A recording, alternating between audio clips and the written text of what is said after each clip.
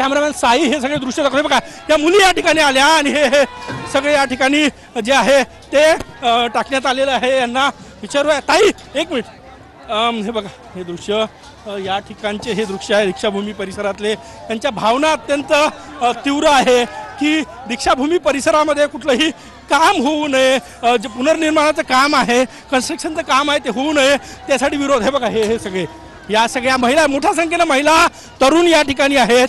हा छोटासा या ठिकाणी आला, कशाला आला तू? मी इथं मोजा करायला आलो। दगड तुझ्या हातात होता, कशासाठी आणला होता दगड? ते मी इथं फोडायला आलो। फोडायला आला, विरोध करता याचा? हां, नक्कीच आपण बघू शकतो। हे बघा हातात हे सगळी तरुणाई, हे बघा याच्या हातात 2 रॉड आहे। विचारूया कुठे टाकायसाठी आणले हे रॉड, हे कशासाठी आणले? हे तू हे तोडायला आणला मी, पूर्ण तोडायचं पूर्ण आमच्या, हे काही गरज नाही, त्याची काही गरज नाही आपल्याला। तिघाच्या हातात तुमचा रॉड आहे, हे रॉड आणले, हे पूर्ण तोडायचं काही गरज नाही आपल्याला, हे पार्किंगची कशाची गरज नाही आपल्याला, हे सर्व तोडायचं आपल्याला काही गरज नाही आपल्याला। आपलं फक्त मी तर तोडायलाच आणलो। का विरोध करताय? पण हे आपल्याला काही जरूरत नाही, जसं आपलं कार्यक्रम राहिलं मोठं बाबासाहेब आंबेडकरचं, इथे काही जागा नाही, हे जागा पुरी आवश्यकता नव्हती, आता काऊन पडली?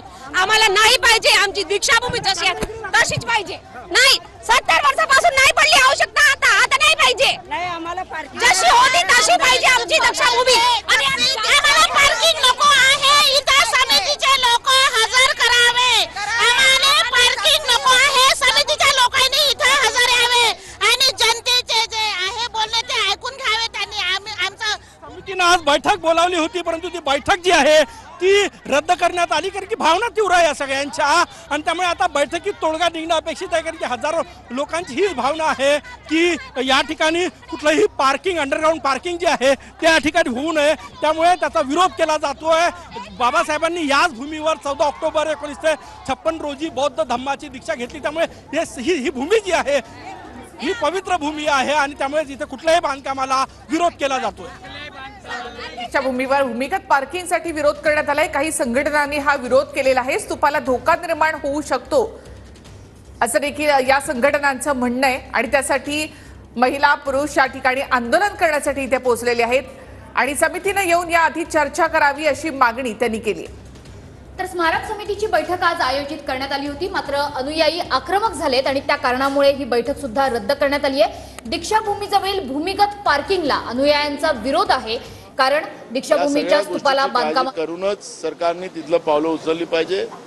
या पद्धतीचं वादंग निर्माण करून जनतेच्या आस्थेला धक्का लावू नये ही भूमिका कांग्रेस पार्टीची आहे।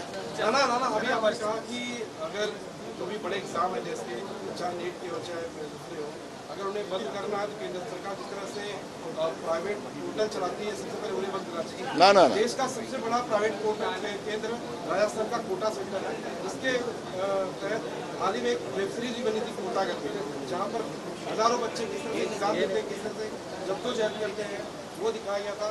लगता है कि राजस्थान का कोटा केंद्र है, प्राइवेट कोटा का सबसे बड़ा अड्डा है। 2 चीजें, एक नौकरी का और एक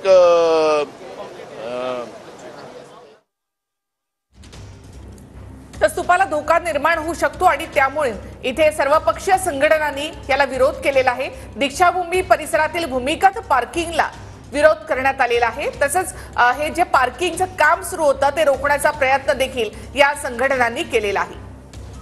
थेट जाऊयात या ठिकाणी स्ट्रक्चर आणलं होतं ते स्ट्रक्चर वाकून या ठिकाणी टाकण्यात आलेलं आहे।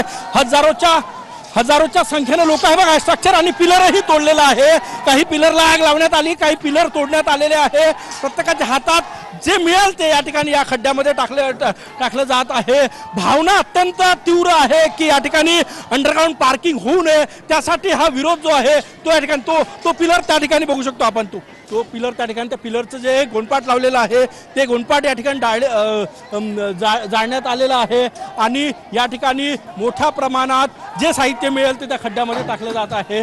अत्यंत भावना ज्या आहे त्या तीव्र आहे।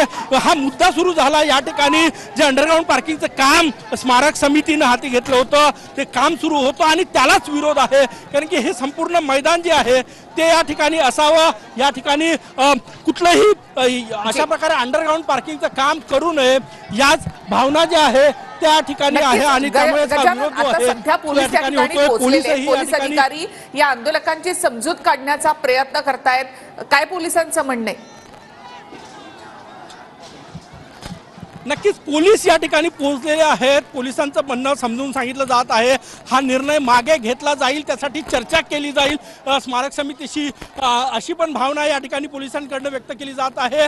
आणि जे कार्यकर्ते या ठिकाणी ज्यांच्या भावना तीव्र आहे त्यांना समजावून सांगितलं जात आहे, चर्चा सुरू आहे, परंतु लोक ऐकायला तयार नाही. आज स्मारक समितीनं या सगळ्या आंदोलकांची एक बैठक बोलावली होती, परंतु 11 वाजता बोलावलेली बैठक झाली नाही, कारण की भावना तीव्र आहे. आता 2 वाजताची बैठकही होईल की नाही माहित नाही. आणि आता हे सगळे बघा, हे दृश्य, हे दृश्य हे तुम्हाला दाखवतोय बघा.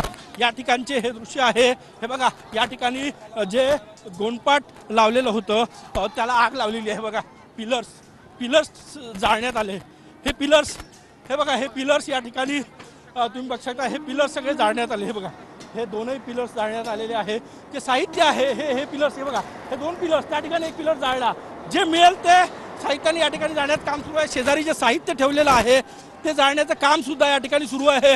भावना अत्यंत तीव्र आहे या सगळ्या आंबेडकरी जनतेच्या, की या ठिकाणी कुठलंही काम होऊ नये. हे परत एकदा तुम्हाला दाखवतो बघा, हे पुन्हा. आणि सगळ्यात महत्त्वाचं म्हणजे या ठिकाणी जे साहित्य आहे ते जाळण्याचं काम सुद्धा या ठिकाणी नक्कीच गजानन